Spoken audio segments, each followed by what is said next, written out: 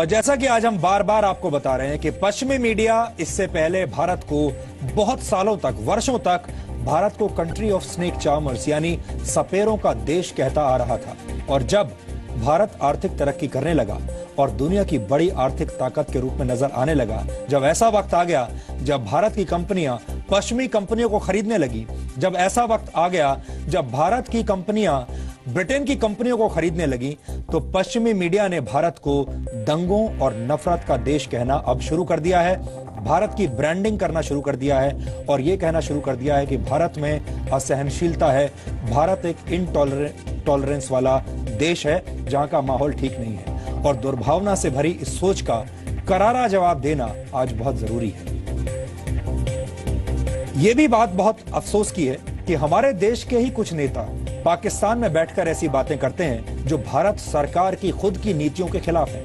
ऐसे नेता पाकिस्तान में बैठकर भारत की आलोचना करते हैं और पाकिस्तान के मन की बात करते हैं। ये ऐसे नेता हैं और ऐसे लोग हैं जो नरेंद्र मोदी की निंदा करते करते अपने खुद के देश की निंदा करने लगते हैं, भारतीय प्रधानमंत्री की आलोचना करते हैं, पाकिस्तानी मीडिया की बहस में बैठकर भारत के खिलाफ बातें सुनते हैं। और ये लोग ऐसी बातें सिर्फ इसलिए करते हैं ताकि पाकिस्तान में इनकी पीठ थपथपाई जा सके। इसका ताजा उदाहरण है कांग्रेस के नेता और भारत के पूर्व विदेश मंत्री सलमान खुर्शीद, जिन्होंने पाकिस्तान के साथ बातचीत नहीं करने के लिए भारत सरकार की आलोचना की है। सलमान खुर्शीद ने गुरुवार को पाकिस्तान के इस्लामाबाद के जिन्ना इंस्टीट्यूट में भारत पाकिस्तान संबंधों पर एक भाषण दिया, जिसमें उन्होंने कहा है कि पाकिस्तान ने जिस तरह संजीदा ढंग से शांति का प्रस्ताव रखा, उसका भारत ने ठीक से जवाब नहीं दिया।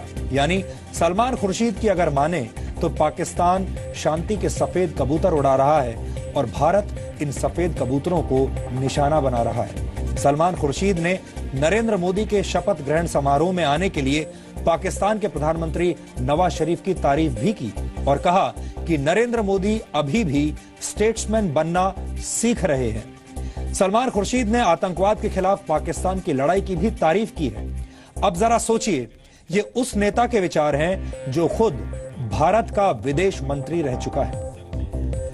वैसे सिर्फ सलमान खुर्शीद ही क्यों, भारत के कई ऐसे नेता हैं जो पाकिस्तान जाते हैं और वहां पर अपने भारत विरोधी विचारों से पाकिस्तान को खुश करते हैं। और ऐसे ही एक और नेता हैं मणिशंकर अय्यर, जो मनमोहन सिंह की सरकार में कैबिनेट मंत्री रह चुके हैं और इस समय राज्यसभा के सदस्य भी हैं। किसी व्यक्ति की आलोचना करना सलमान खुर्शीद या मणिशंकर अय्यर का एक निजी अधिकार है, वो जितना चाहे नरेंद्र मोदी की आलोचना कर सकते हैं। लेकिन उन्हें यह भी ध्यान रखना चाहिए कि देश के मामलों में एक लक्ष्मण रेखा भी होती है। अब आप मणिशंकर अय्यर की बातों को सुनिए, जो पाकिस्तान में बैठकर ये कह रहे हैं कि नरेंद्र मोदी को हटाओ और हमें लाओ, तभी भारत और पाकिस्तान के बीच बातचीत हो पाएगी। ये 6 नवंबर 2015 की वीडियो क्लिप है और उस वक्त बिहार चुनाव के नतीजे नहीं आए थे। तो लोग ये सवाल पूछ रहे थे, किसी ने सवाल आपसे उठाया कि आखिर मोदी साहब जिस लाइन को लेकर चलते हैं पॉलिटिक्स में, वो बिकती है, वो सेल होती है, उसकी पॉपुलैरिटी है। तो मोदी साहब अपने कोई कमजोर नहीं हो रहे, इस वजह से मोदी साहब स्ट्रांग हो रहे हैं, अपने बेस को मजबूत करते हैं। 8 तारीख को बिहार के नतीजे आने वाले हैं और आपको दोबारा अपना सवाल करना पड़ेगा। अच्छा जी, स्ट्रांग नहीं होते जा रहे हैं, स्ट्रांग नहीं होते जा रहे हैं कि इसको बंद करना है तो एक ही तरीका है कि भारत और पाकिस्तान के रिश्ते बेहतर हों। और बेहतर करने के लिए ऐसे हमारे यहाँ वजीर आजम की जरूरत है जो फजूल के शर्तें न रखें और आपसे बातचीत करें, जैसा कि डॉक्टर मनमोहन सिंह ने किया, और कि आपके यहाँ यही चीज हो कि जब की बातचीत होनी है तो आप आगे बढ़िए, करवाइए, जैसा कि परवेज मुशर्रफ साहब कर रहे थे।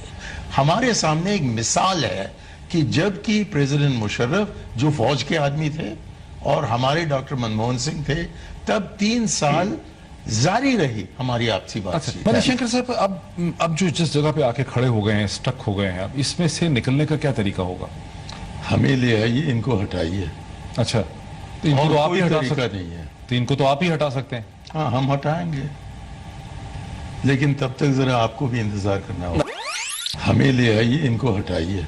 अच्छा, तो इनको तो आप ही हटा सकते नहीं है, तो इनको तो आप ही हटा सकते हैं। हाँ, हम हटाएंगे, लेकिन तब तक जरा आपको भी इंतजार करना होगा।